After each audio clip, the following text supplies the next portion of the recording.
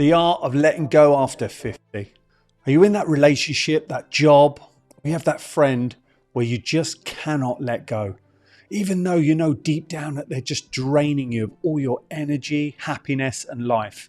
I know the title says letting go after 50, but honestly, it applies to most ages. It just took me to the age of 50 to realize that letting go of some of these things made a massive difference in my life. You see, as we get older, something powerful happens. We stop caring so much about what anyone else thinks, and we start realizing that peace is the most valuable currency there is.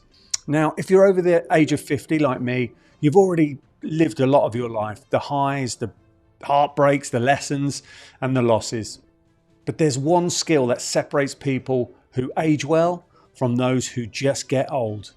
And that's the art of letting go.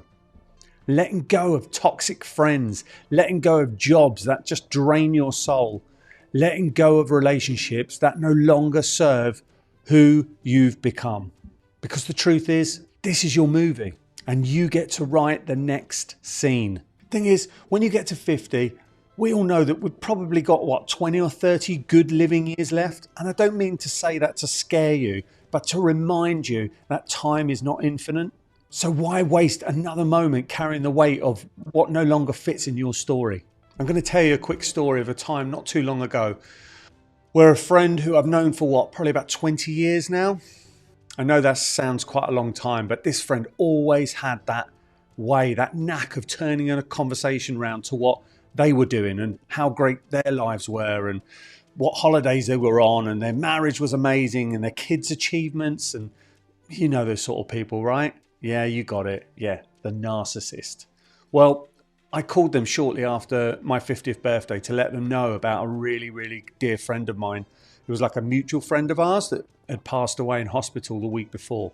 I wasn't sure if they knew, but I know that they'd be really angry if I hadn't have told them and they'd found out from someone else. This friend had worked with both of us over the years, but I had more of a deeper connection to the friend that passed away than the other friend. But I really wanted to just, pass on the sad news.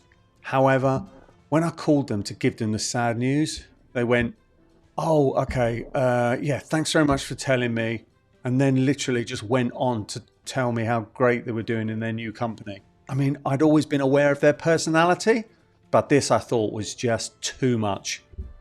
We have a saying in the UK, and it's called the straw that broke the camel's back. This was the tipping point in which I woke up and I realized enough is enough. I spent weeks deliberating what to do, as this friend had not only been in my life pretty much for 20 years, but I'd spoke to them almost every week and we'd meet up all the time. But I thought, what would it be like without them? Well, I came to the really tough decision to cut them off entirely. But you know what? After a couple of weeks, they just gave up and moved on to someone else who would just listen to all their BS.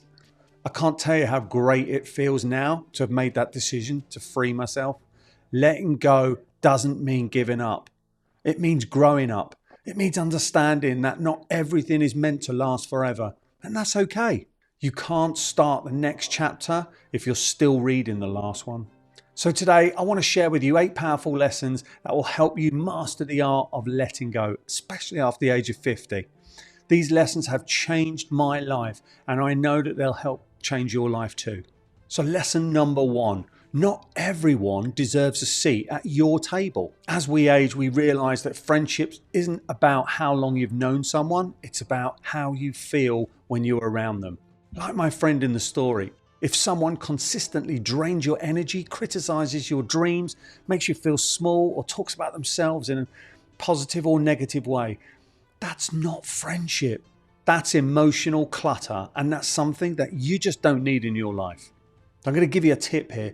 Get a piece of paper and write out all the people in your life, all the friends and family members. It's called starting an energy audit. Ask yourself, who makes you feel better after I've spent time with them, and who makes you feel worse? The answer will tell you who deserves to stay in your life. And just as a side note here, I know you can't exactly get rid of family members, but you can spend less time with them. So lesson number 2, you don't owe loyalty to misery. We stay in jobs, relationships, situations way past their expiration date because of guilt or fear. We tell ourselves, oh no, it's been too long to leave them now. But remember, loyalty is a gift, not a life sentence. If someone no longer aligns with your values, it's okay. Just walk away. You're not quitting, you're choosing peace. So lesson number 3, letting go is self-respect. It's not weakness. So many of us confuse endurance with strength. We think, oh, if I just push through these parts, it'll get better. But the real strength is in knowing when to stop pushing, when to say, this chapter's over and I'm okay with it. Now, here's where it gets a little bit tricky, because giving up on marriages or partnerships when you hit rough patches, and yes, I said patches, plural, is also not good unless you truly, deeply feel that it's good to do so. And if you need help with this, then click onto one of my videos about failing marriages or how to pick your next partner. And if you want to, leave a comment below and I'll do my best to pick it up and answer for you.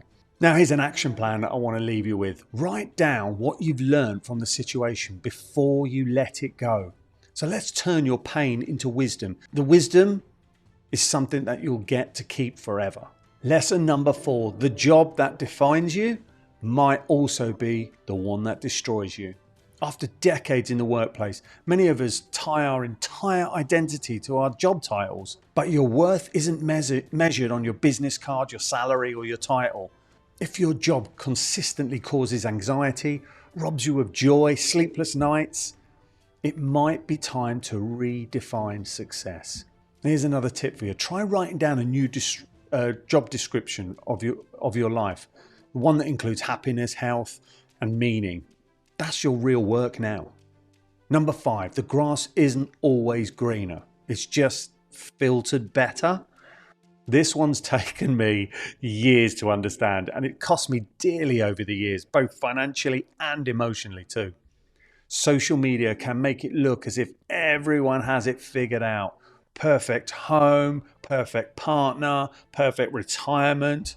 But remember, people only show their highlight reels, not the behind the scenes footage. So many times do you hear of someone you admire, you look up to for inspiration, only to find out that they've committed suicide or suffered with depression, gone into rehab after their latest overdose, had new partners every couple of years.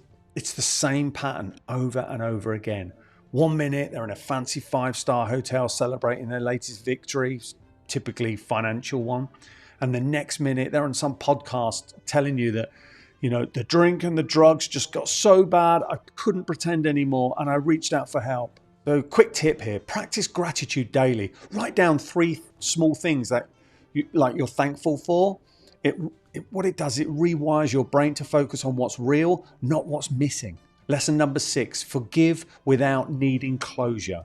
Not everyone will apologize. Not everyone will understand how much they hurt you. Forgive anyway, not because they deserve it, but because you do. Holding on to anger is like drinking poison and expecting the other person to die. Just let it go and set yourself free. I've held grudges for years, people that upset me, wanting them to fail. But honestly, my life tip here is just do what Elsa says. Let it go, let it go. Trust me, you'll feel so much better for it. Lesson number 7, you're the writer, not the character someone else created. So as I said earlier, this is your movie and you're the main star in it. Too many people live their entire lives based on other people's expectations, like parents, partners, society. I hope my kids aren't watching this. But after 50, it's time to reclaim your pen. You get to write your own story now. So ask yourself, if my life was a movie, would I actually want to watch it? And if not, fine, rewrite the script. And finally, lesson number 8, letting go creates space for what's next. When you finally release what's heavy, people, habits, expectations, something incredible happens. You make room for growth, peace, and new opportunities. You can't receive what's coming next if your hands are full of what used to be. So quick tip here, try a letting go ritual. It can be simple as like writing down on a bit of paper like what you want to release and then burning it safely, preferably outside in a metal bin with no wind. In fact, a barbecue, that'll work. Yeah, only use a barbecue. Symbolic acts help the mind process emotional release. Letting go is one of the hardest things you'll ever do, but it's also one of the most freeing. After 50, your time is too precious to waste on drama, resentment, or regret. You've earned the right to live light, to live free. This is your movie. You get to decide who stays in the cast. You get to choose which scenes to reshoot and which ones to leave behind. So if something or someone no longer fits your story, let it go. Because the next chapter, that's where the magic begins. So if this video resonated with you, hit a like, subscribe, and share it with somebody who you might think really needs to hear this today. And remember, you can't move forward if you're still looking behind. Let go and live. Thanks so much for watching, and I'll see you in another video. Take care.